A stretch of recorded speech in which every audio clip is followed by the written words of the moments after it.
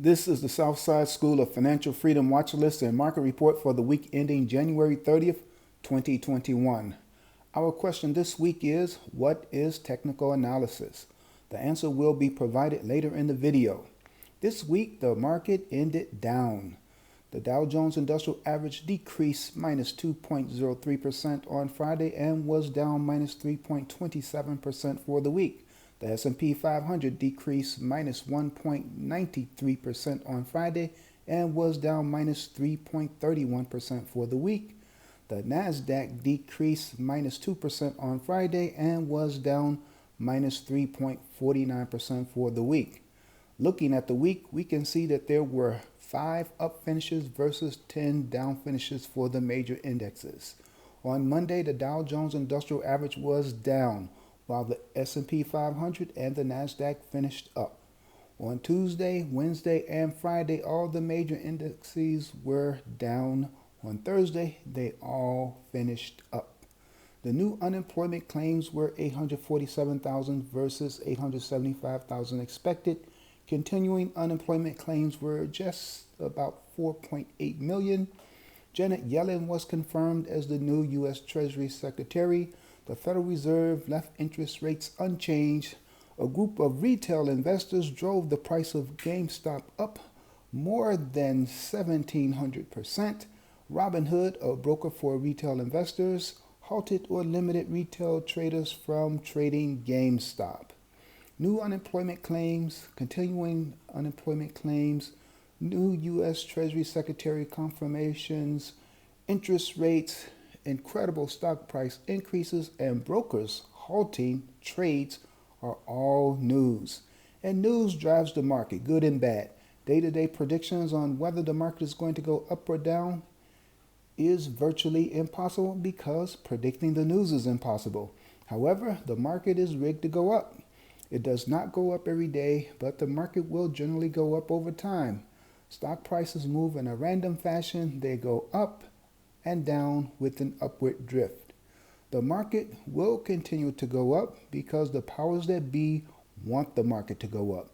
While there are many powers out there, the top 5 powers that be are the Federal Reserve, big financial institutions, including hedge funds like Citadel and Melvin Capital, big corporations, the president, and the Congress. These 5 entities will do what they must to drive the market higher. Notice how the market rose on Thursday when the unemployment claims came in less than expected and the news that the Fed would keep interest rates low.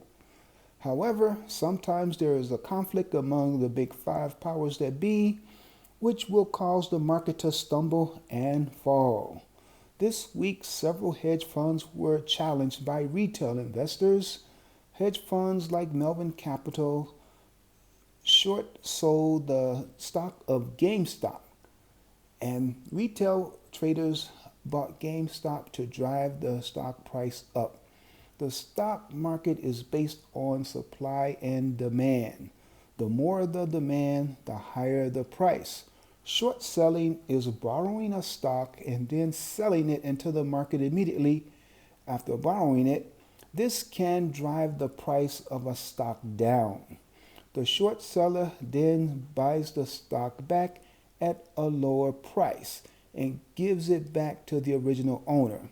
This is classic sell high and buy low.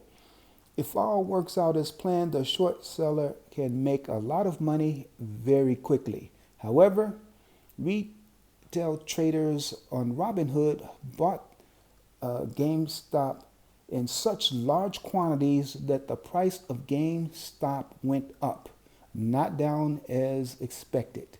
Melvin Capital then had to buy GameStop back at a higher price rather than at lower prices, which costs Melvin Capital billions of dollars. This time, the small guy beat the big guy. You never know what will happen in the stock market. Now, this brings us to our question of the week. What is technical analysis? Technical analysis is the use of price chart patterns volume, and open interest to identify price trends and make predictions about price changes in the future. Stock traders who use technical analysis are not very interested in a company's fundamental factors like earnings, debt ratio, return on investment, or profit margin. They are interested in the price changes that have occurred in the past, the volume, and the demand or the open interest on a stock. They make predictions about whether a stock price is going to go up or down based on technical indicators and past price patterns. Are you a trader? Do you use technical analysis? Or are you an investor who uses fundamental analysis? Or do you own any stocks at all? If not, why not? Are you afraid that the market may fall again? After all, the market fell this past week, and it is actually negative for 2021. But it did close at record highs already this year. Will it rebound next week and continue to reach new highs? I don't know. I don't know which way the market is going to go, and I don't care. I trade the market as it is, not as it should be. I take what the market gives me, whether it's going up, down, or sideways. How do I do that? I apply the Southside trading strategy. You can learn more about the Southside trading strategy at southsideschooloffinancialfreedom.com. Here is my trading watch list for the week ending January 30th, 2021. I trade at least 3 of the stocks on the list every week.